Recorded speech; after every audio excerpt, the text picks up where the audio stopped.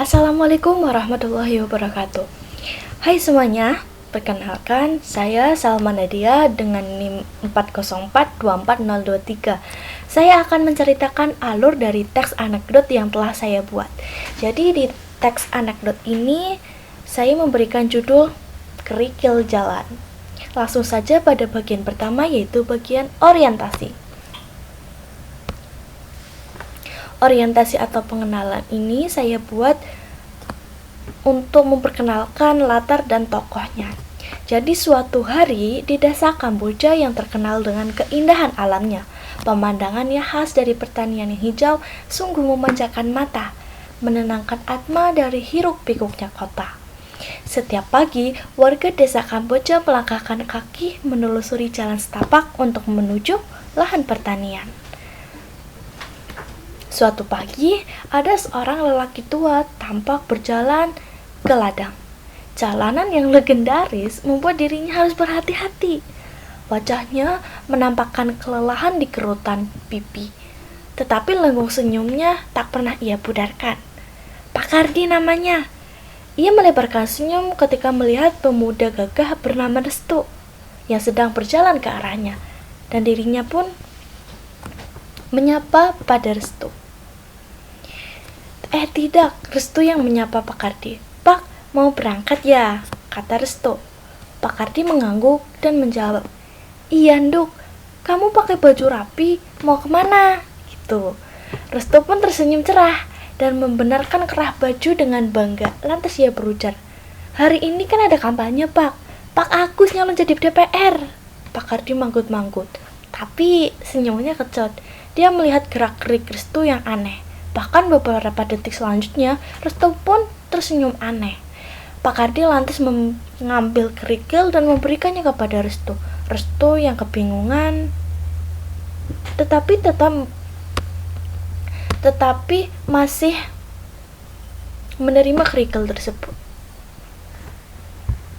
Yang bagian kedua, yaitu awal permasalahan. Jadi awal permasalahan ini terjadi ketika Pak Kardi memberikan kerikil tersebut. Loh, untuk apa ini? Kata Restu. Kamu butuh ini Nduk saat kampanye nanti. Restu yang masih bingung hanya mengangguk dan menerima kerikil tersebut. Melihat jam tangannya sudah menunjukkan waktu yang telah ditentukan, dia segera pergi dan berpamitan kepada Pak Kardi. Pak Kardi menggeleng-geleng melihat Restu yang sudah pergi. Dia berkata, dasar Restu, sudah kebelat buang air besar kok malah ditahan. Jadi begitu, Pak Kardi memberikan kerikil kepada Restu dengan niatan untuk mencegah Restu yang sedang mules atau kebelet buang air besar. Sesampainya di tempat, Restu melihat warga yang sedang menyambut kedatangan Pak Kardi. Mobil mewah rombongan mobil warga ramai sedang menyambut kedatangan Pak Agus. Mobil mewah rombongan Pak Agus datang dengan suara riuh dari orang-orang yang menyambut. Pak Agus tersenyum sumringah sembari melambaikan tangan ke orang-orang sekitar. Dia berbicara menggunakan toa. Bapak-bapak, ibu-ibu, pilihlah saya menjadi DPR. Saya akan memakmurkan desa Kamboja ini, katanya. Awal permasalahan cukup sampai sini. Yang ketiga, konflik. Restu juga berseru setuju, tetapi tiba-tiba mobil yang sedang dikendarai oleh sopirnya Pak Agus yang sedang melaju dengan cepat dan melewati kubangan jalan, terdengar suara keras. Suaranya seperti ini, duk duk pes. Suara benturan keras disusul desiran udara yang keluar dengan cepat. Mobil langsung oleng dan berhenti mendadak. Ban depan sebelah kiri mobil mewah itu benar-benar kempes, tertusuk oleh pecahan batu tajam yang tersembunyi rapi di dasar lubang air. Pak Agus hampir saja nungsep keluar jendela. Bukannya menanyakan keadaan Pak Agus, warga malah tertawa terbahak-bahak. Jelas saja, Pak Agus dibuat geram dan segera keluar mobil untuk melihat keadaan mobilnya. Dia berkacak pinggang sambil memarahi sopir. Tiba-tiba, Restu teringat dengan kerikil di tangannya dan sadar sesuatu. Dia segera menghampiri Pak Agus dan bertanya dengan nada cemas, "Aduh, Pak Agus tidak apa-apa, atau ada yang luka?" Mendengar itu, Pak Agus tersenyum bangga, merasa ada yang mempedulikan dirinya. Dia berkata, "Oh, tidak apa-apa. Saya hanya kaget kok, bannya bisa bocor." "Sepertinya mata Bapak yang sakit ya, Pak." "Aduh, bagaimana ini?" kata Restu dramatis. Pak Agus menggelengkan kepala dan menyilangkan tangan sambil berkata, "Mata saya baik-baik saja kok." Tapi Restu tetap kekeh dengan pendapatnya bahwa mata Pak Agus sedang sakit. Restu kemudian berkata, "Baik-baik saja bagaimana, Pak? Jelas-jelas mata Pak Agus itu sakit. Masa tidak melihat jalanan rusak seperti ini?" Ucapan Restu kontan membuat Pak Agus terkejut dan wajahnya menjadi pucat sebab tahu sindiran Restu. Restu kembali berkata, "Pak Agus sudah pernah menjadi lurah di sini. Kau tidak tahu jalan rusak di sini." Dengan senyuman kaku, Pak Agus membalas, "Saya tahu. Makanya saya mau jadi DPR agar jalan rusak ini bisa diperbaiki. Bapak-bapak, ibu-ibu, jangan lupa pilih saya. Saya akan memperbaiki jalan rusak di desa."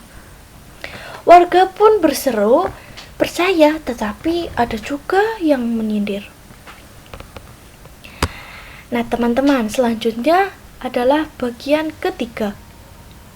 Bagian keempat, yaitu penurunan. Tiba-tiba saja Restu memberikan kerikil pada Pak Agus yang kebingungan tetapi masih menerima kerikil tersebut. Calon DPR tersebut bertanya, "Untuk apa ini?" Restu berbicara, "Bapak kan sedang kebelet jadi DPR, jadi bisa tahan dulu sama kerikil ini. Jadi lurah saja tutup mata, apalagi malah ngebet pengen jadi DPR." Perkataan Restu kontan membuat warga terdiam sejenak dan tertawa terbahak-bahak sembari bertepuk tangan. Warga juga sadar dengan sindiran Restu.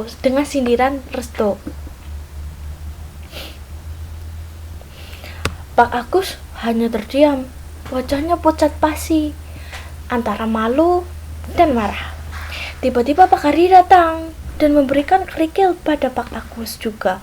Dia berkata, Aduh Pak Agus, saya terlambat memberikan kerikilnya." Restu yang bingung bertanya sambil menahan tawa. "Loh, memangnya kenapa Pak?" tanya Restu penasaran sambil menahan tawa. Pak Kardi dengan nada menyindir berujar, "Lihat tuh, Pak Agus jadi ngompol karena tegang mau jadi DPR." Sontak sempat mata tertuju pada celana Pak Agus yang basah. Mereka kembali tertawa melihatnya. Pak Agus sendiri langsung berusaha menutup bagian basah dengan menggunakan tangan. Wajahnya memerah antara malu dan marah. Dia segera masuk ke mobil kembali. Nah, selanjutnya bagian kelima yaitu penyelesaian. Jadi, 2 minggu kemudian setelah adanya kampanye Pak Agus, ada bantuan datang untuk memperbaiki jalanan rusak di desa Kamboja. Warga jelas tahu siapa pelakunya. Pak Kardi yang sedang melihat jalan yang sedang diperbaiki tersenyum puas dan berkata, "Ternyata jalan rusak di desa kita tidak butuh surat permohonan, tapi butuh ban mobil mewah sebagai tumbal agar didengar." Restu yang di sampingnya manggut-manggut paham dan membalas, "Ini juga berkat Pak Kardi karena memberikan saya kerikil." "Loh, Nduk, kerikil itu kan memang buat kamu yang sedang kebelet buang air besar. Tapi kamu malah memberikannya kepada Pak Agus. Akhirnya kamu sendiri kan kepecirit waktu itu. Restu terkejut mendengar penuturan lelaki tua di sampingnya. Tidak ia sangka niat Pak Kardi memberikan kerikil adalah untuk menahan keluarnya kotoran dari pantat.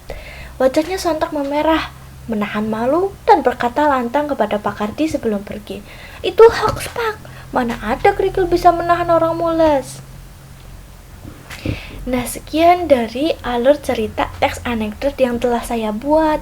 Ya teman-teman, sampai jumpa dan terima kasih.